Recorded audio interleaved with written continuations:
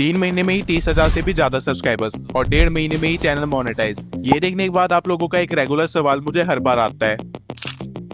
तो आज इस वीडियो में मैं आपको यही बताने वाला हूँ कि वो कौन से सीक्रेट्स हैं जिनकी वजह से मेरा चैनल इतनी जल्दी ग्रो कर पाया। और इस वीडियो में मैं बाकी यूट्यूबर्स की तरह थंबनेल या एडिटिंग जैसे पॉइंट्स कवर नहीं करूंगा, बल्कि वो माइनर पॉइंट्स डिस्कस करूंगा जो बड़े यूट्यूबर्स तो ध्यान देते हैं लेकिन आपको नहीं बताते, जिसकी वजह से वो तो ग्रो हो जाते हैं और आप कंफ्यूज रह जाते हैं कि मैं ऐसा क्या गलत कर रहा हूँ। तो सबसे पहला पॉइंट है नॉलेज। हर यूट्यूबर जो अभी ग्रो हो रहा है या हो चुका है वो जानता है कि वो यूट्यूब पे क्या कर रहा है। उसे पता है कि यूट्यूब कोई लक का गेम नहीं है जैसा कि 90% ऑडियंस सोचती है, बल्कि एल्गोरिदम और ऑडियंस के बीच का एक बैलेंस है जिसको मेंटेन करके रखने से आपका चैनल अपने आप ग्रो होता है। आपको क्या लगता है मनोज डे, एल्ग्रो, डिकोडिंग वाईटी या फिर मैं अपने लक की वजह से इतने सक्सेसफुल हो रहे हैं? तो आप गलत है। मेरे चैनल के ग्रोथ के पीछे का रीजन एल्गोरिदम को समझना है, यूट्यूब को समझना है कि यूट्यूब क्या है, क्यों है और इसे हमसे क्या चाहिए। अगर आपके पास इन 3 क्वेश्चंस का आंसर है तो आप ऑलरेडी 90% चैनल से ज्यादा सक्सेसफुल हैं। लेकिन ये नॉलेज आएगा कैसे? एक्सपीरियंस से। ये मेरा पहला चैनल नहीं है, इससे पहले भी मैं 4 चैनल्स पे काम कर चुका हूँ, जिसमें से एक चैनल स्ट्राइक की वजह से डिलीट हो गया था, एक चैनल मैंने फॉरेन ऑडियंस पे बनाई थी तो उसकी ग्रोथ रुक गई, और साथ ही 2 चैनल्स अभी 66K और 28K पे है, जिसमें से एक शॉर्ट्स का चैनल है तो वो किसी काम का नहीं, और दूसरे चैनल का RPM बहुत लो है। और इन चैनल्स पे ग्रो होना कभी भी मेरा टारगेट नहीं था, बल्कि इन चैनल्स पे तो मैं एक्सपेरिमेंट करता हूँ, जिसकी वजह से मुझे copyright, algorithm, branding, marketing, RPM, CPM जैसे फैक्टर्स के बारे में पता चला, जिसको कोई भी यूट्यूबर अच्छे से कवर नहीं करता है। लेकिन ये सारी चीजें ग्रो करने के लिए बहुत इंपॉर्टेंट है। और इन सबसे भी ज्यादा जो चीज मैंने और बाकी सारे बड़े यूट्यूबर्स ने एक्सपीरियंस से सीखी है, जिसके बिना कोई भी सक्सेसफुल नहीं हो पाता, वो है पेशेंस।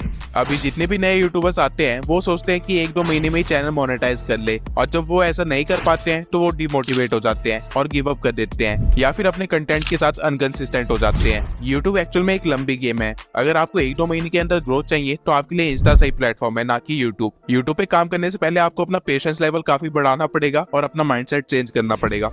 लेकिन अब आप कहेंगे कि मैंने भी तो अपना चैनल 2 महीने के अंदर ही ग्रो कर लिया, तो मैं ऐसा क्यों कह रहा हूँ? तो इसका रीजन ये है कि मैं यूट्यूब पे इसी माइंडसेट के साथ आया था कि मैं अगले 6 महीने सिर्फ अच्छा कंटेंट प्रोवाइड करूंगा। मुझे सब्सक्राइबर्स या फिर मोनेटाइजेशन की कोई भी लालच नहीं थी। एज अ रिजल्ट मैंने 1 महीने के अंदर सिर्फ 4 वीडियोस डाली और सारी वीडियोस पे सिर्फ 500 तक की व्यूज आ रहे थे, अंटिल मैं दो मराठी वाली वीडियो डाली जो कि सिर्फ 4 घंटे में 1000 व्यूज क्रॉस कर गई। लेकिन पॉइंट यहाँ पे ये है कि अगर मुझे अभी व्यूज नहीं आ रहे होते तो क्या मैं वीडियोस डालता? आंसर है कि मैं बिल्कुल डालता, बिना क्वालिटी में कोई भी कॉम्प्रोमाइज किए, क्योंकि मेरे एक्सपीरियंस से मुझे ये पता है कि YouTube कई बार आपकी वीडियोस को रीच देने में 6 महीने का टाइम भी ले लेता है, और अगर आपने तब तक गिव अप कर दिया होगा तो आपका स्टार्ट करना ही बेकार हो जाएगा। आपको हमेशा 33 वीडियो रूल फॉलो करना चाहिए, जिसके अकॉर्डिंग जब तक आप अपने चैनल पे 33 वीडियोस अपलोड नहीं कर देते हैं आपको रुकना नहीं है, और इन सारी वीडियोस की क्वालिटी काफी अच्छी होनी चाहिए, और ये सारी वीडियोस या तो किसी ट्रेंडिंग टॉपिक पे होनी चाहिए या किसी नीड को फुलफिल कर रही होनी चाहिए। अब क्या एक्सपीरियंस और नॉलेज ही वो फैक्टर है जिसकी वजह से मैं इतनी जल्दी ग्रो कर पाया? तो आप गलत है, क्योंकि मेरे पास इस निश में कोई भी नॉलेज या एक्सपीरियंस नहीं था। तो आपका सवाल होगा कि मैं 30,000 सब्सक्राइबर्स कैसे गेन कर लिए?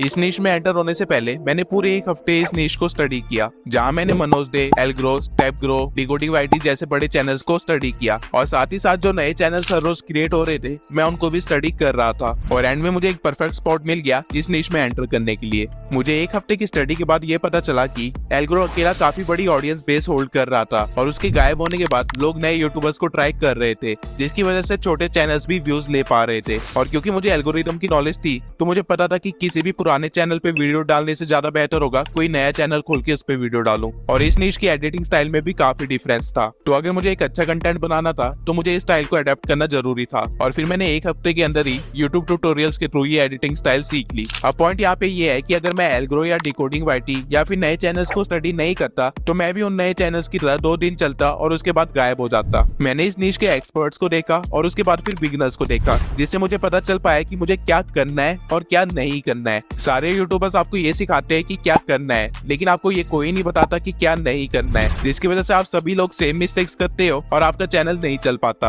अब आपका क्वेश्चन होगा कि मैं मार्केट रिसर्च कर तो ली, लेकिन इसका यूज मैंने कैसे किया? तो इसका आंसर है ट्रेंड जैकिंग। अब इस नीश में आते मैं ज्ञान देना स्टार्ट नहीं कर सकता था। ऑल्दो मेरे पास काफी सक्सेसफुल चैनल्स थे, लेकिन वो किसी काम के नहीं थे, क्योंकि लोगों को मेरे इस चैनल पे प्रूफ चाहिए थे। इसलिए मैंने अपनी पहली वीडियो डिकोडिंग वाईटी पे बनाई, लेकिन तब तक हर दूसरा चैनल डिकोडिंग वाईटी और एल्ग्रो के चैनल एनालिसिस कर रहा था, इसलिए सेम टॉपिक पे वीडियो बनाना यूजफुल नहीं था। तो फिर मैंने एक दूसरे क्रिएटर को टारगेट किया जो था मनोज दे, लेकिन रिजल्ट में कोई भी फर्क नहीं था। मुझे वही 100-200 व्यूज मिल रहे थे, और ऑल्दो मुझे पता था कि मुझे ट्रेंड ट्रैकिंग का इस्तेमाल करना है, लेकिन मैं खुद को एक्सपेरिमेंट करने से नहीं रोक पाया। इसलिए मैंने अपने एक दूसरे चैनल से रिलेटेड वीडियो बना डाली और उसे अपलोड भी कर दिया, जिसकी वजह से मुझे अच्छे खासे ताने भी सुनने को मिले। और इस चीज से मुझे ये समझ आ गया था कि जब तक मेरे 1000 सब्सक्राइबर्स नहीं हो जाते, मुझे ट्रेंड ट्रैकिंग का ही इस्तेमाल करना पड़ेगा। तो मैंने भी ट्रेंडिंग कीवर्ड्स का ही इस्तेमाल किया, लेकिन थोड़े अलग वे में। जहाँ सारे लोग एनालिसिस और एडिटिंग स्टाइल पे वीडियो बना रहे थे, मैंने थोड़ी अलग चीजें प्रोवाइड करना स्टार्ट कर दिया, जैसे कि एल्ग्रो की मोशन ग्राफिक्स। उसके बाद मैंने अपने नीश से हटके थोड़े अलग क्रिएटर्स पे भी वीडियो बनाई, जैसे कि ध्रुव राठी,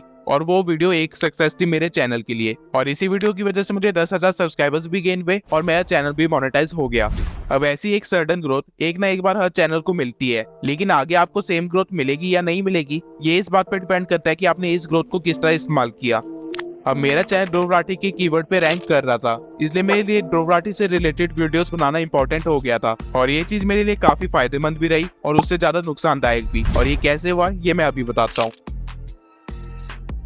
जब मुझे ध्रुव राठी के नाम पे व्यूज आ रहे थे, तो मैंने सर्च किया कि लोग ध्रुव राठी से रिलेटेड किस चीज को देखना पसंद कर रहे हैं, और मुझे पता चला कि काफी सारे लोग ध्रुव राठी जैसी एडिटिंग करना चाहते हैं अपने फोन में। तो मैंने पूरा एक हफ्ता लगाया ये तरीके ढूंढने में कि ध्रुव राठी जैसी एडिटिंग फोन में कैसे करे, और मैंने एक अच्छी क्वालिटी में वीडियो बना के अपलोड कर दी। जिसके बाद मुझे और डिमांड्स आने लगी ध्रुव राठी से रिलेटेड वीडियोस बनाने के लिए, और मैंने इन डिमांड्स को कंप्लीट भी किया, जिसकी वजह से मेरे सब्सक्राइबर्स तो इंक्रीज हो गए थे, लेकिन अब मेरा चैनल बहुत जल्दी डेड होने वाला था, क्योंकि मैंने चैनल यूट्यूब ट्रिक्स से रिलेटेड टॉपिक के लिए खोला था। लेकिन अब मेरी ऑडियंस ध्रुव राठी की थी, बजाय डिकोडिंग वाईटी या एल्ग्रो के। और ठीक यहीं पे 80% यूट्यूबर्स गलती करते हैं, जिसकी वजह से उनका चैनल बहुत जल्दी डेड हो जाता है। वो एक ही कीवर्ड पे बार बार कंटेंट बनाते हैं, जिनकी वजह से उनका नीश ही चेंज हो जाता है, जिसे वो मेंटेन नहीं कर पाते हैं। और जब वो पुरानी नीश से रिलेटेड कंटेंट डालते हैं, तो वो नहीं चलता है, क्योंकि उनकी ऑडियंस बेसिक किसी और नीश की बन चुकी होती है। अब मुझे पता था कि मेरे साथ भी यही होने वाला है, इसलिए बीच बीच में मैं अलग अलग टॉपिक्स पे भी वीडियो बनाते रहता था, जिसकी वजह से मेरी नीश तो चेंज नहीं हुई, इवन मैं ध्रुव राठी की ऑडियंस को भी अपनी ऑडियंस में कन्वर्ट कर लिया।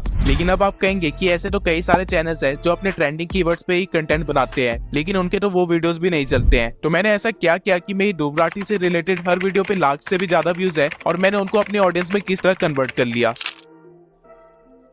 किसी भी चीज की वैल्यू तब होती है जब उसकी रिक्वायरमेंट हो। मैं अपनी हर वीडियो के एंड में अपनी ऑडियंस से एंगेज करता हूँ और उनको बताता था कि मैं इस वीडियो में इस पॉइंट को कवर नहीं कर पाया, तो क्या उनको उस पॉइंट पे एक अलग से वीडियो चाहिए, जिसके रिस्पॉन्स पे मैं अपना अगला कंटेंट बनाता था। अब वो वीडियोस वैसे भी मुझे अपने चैनल्स के लिए बनानी होती थी, लेकिन मैं हमेशा पहले अपनी ऑडियंस से पूछता था, और उसके बाद मैं एक साइकोलॉजिकल गेम खेलता था। जब मेरी ऑडियंस ध्रुव राठी से रिलेटेड वीडियो का वेट कर रही होती थी, तब मैं अलग अलग टॉपिक्स पे वीडियो क्रिएट करता था, जिसकी वजह से उनके अंदर की नीड और भी ज्यादा बढ़ने लगती थी, और उनको मेरे चैनल पे कुछ और देखने को नहीं मिलता था, तो वो मेरी नई अपलोडेड वीडियो ही देख लेते थे। इससे हो ये रहा था कि मैं कर वही रहा था जो मुझे करना है, लेकिन इस बार मैं अपनी ऑडियंस की परमिशन लेके वो चीजें कर रहा था, और उनको लग रहा था कि मैं उनके अकॉर्डिंग वर्क कर रहा हूँ, जिसके कारण मेरे ऑडियंस के बीच में एक ट्रस्ट बिल्ड हो गया। और यही रीजन है कि मैं ध्रुव राठी वाली सीरीज खत्म कर दी, लेकिन तभी उन लोगों ने मुझे अनसब्सक्राइब नहीं किया, और इवन अब वो मेरी नई वीडियोस भी देखते रहते हैं, क्योंकि जब वो ध्रुव राठी से रिलेटेड वीडियोस का वेट कर रहे थे, तब मैंने उनको यूट्यूब ट्रिक से रिलेटेड वीडियोस दिखाई, जिसकी वजह से उनकी दिमाग में अब इस चीज के लिए भी नीड क्रिएट हो गई है, और वो लोग अब मेरे लॉयल सब्सक्राइबर्स बन गए हैं। अब इस तरह की नीड मैं अपने हर वीडियो के एंड में क्रिएट करता हूँ, जिसकी वजह से मेरी एंगेजमेंट अपने ऑडियंस के साथ बनी रहती है, और इससे मेरा एल्गोरिदम भी सेटिस्फाई रहता है। और जैसा कि मैं स्टार्टिंग में आपको कहा था, ग्रोथ के लिए बस आपको ऑडियंस और एल्गोरिदम को बैलेंस करके रखना है।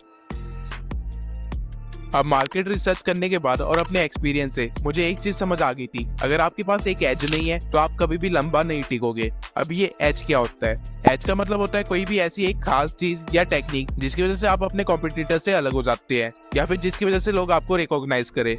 मनोज के लिए ये एज उनकी ट्रिक्स थी जो कि वो स्टार्टिंग फेज में लेके आए थे, और वहीं एल्ग्रो और डिकोडिंग वाईटी के लिए ये एज उनका एडिटिंग स्टाइल था। और ठीक इसी तरह मैंने अपना एक एज क्रिएट किया, ट्रांसपेरेंसी और अपने अवतार के साथ। इंडिया में कोई भी यूट्यूबर इस निश में अवतार का इस्तेमाल नहीं कर रहा था, जो कि मेरे लिए एक अपॉर्चुनिटी बन गई। और यही रीजन है कि मैं अपने अवतार को लगातार मॉडिफाई करता रहता हूँ, जिसकी वजह से मुझे ऐसे मैसेज लगातार आते रहते हैं। और ये वही स्पेशल चीज है जिसकी वजह से लोगों को मेरा चैनल याद रहता है। लेकिन ये अवतार भी मेरे लिए लॉन्ग टर्म में फायदेमंद नहीं है, इसलिए मैं अपनी वीडियो में पूरी तरह से ट्रांसपेरेंसी रखता हूँ। मैं अपनी ऑडियंस को वो चीजें भी बता देता हूँ जो बाकी यूट्यूबर्स अपनी ऑडियंस से छुपाने की कोशिश करते हैं, क्योंकि मुझे पता है कि ये छोटी चीजें भी कितनी ज्यादा इंपॉर्टेंट होती है। फॉर एग्जाम्पल, जैसे मैंने अपने पिछले पॉइंट में बताया कि किस तरह मैं साइकोलॉजिकल गेम खेलता हूँ। अब कोई भी यूट्यूबर ये चीज कभी भी नहीं बताएगा, क्योंकि उसे डर है कि उसकी ऑडियंस उसे अनफॉलो करके चली जाएगी। लेकिन मैं इस चीज को इस तरह देखता हूँ कि मेरी ऑडियंस भी सेम चीज फॉलो कर सकती है, जिसकी वजह से वो भी ग्रो कर पाएंगे। और ठीक इसी तरह मैं अपनी हर वीडियो में अपने सारे सीक्रेट्स रिवील कर देता हूँ, और ये चीज मैं स्टार्टिंग से कर रहा हूँ।